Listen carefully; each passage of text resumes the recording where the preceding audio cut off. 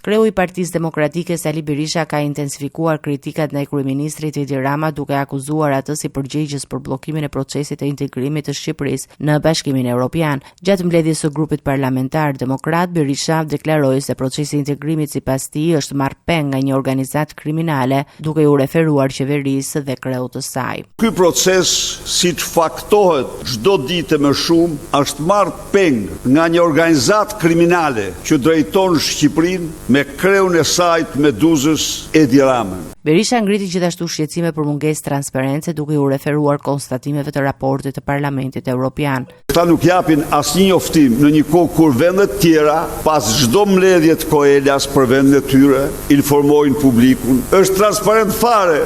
Padroni Edi Rama, Aleksandar Vučić, po thot, jemi bllokuar për ligjet e drejtësisë dhe pranon që nuk janë në rregull dhe duhet ndryshuar. Kurse ky deklaronte ditën e Europës se nuk kanë lidhje me ballukun këto. Dhe më keq akoma, negociatat nuk janë tonat, janë të Komisionit Evropian. E kuptoni ju çfarë shtithuash këtij jam këtu apo?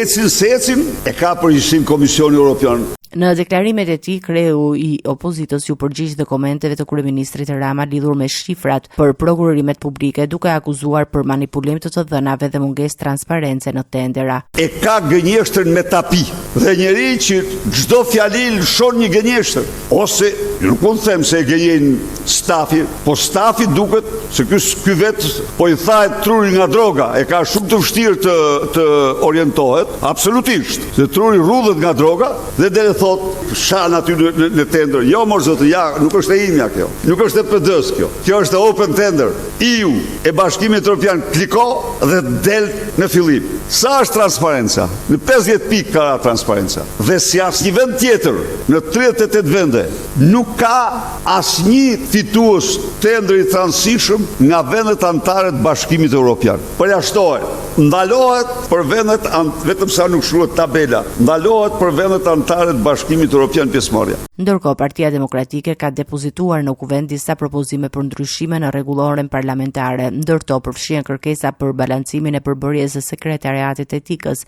rregullimin e drejtimit të grupeve të miqësisë në kuvend dhe garantimin e stafit të mbështetës politik për grupet parlamentare.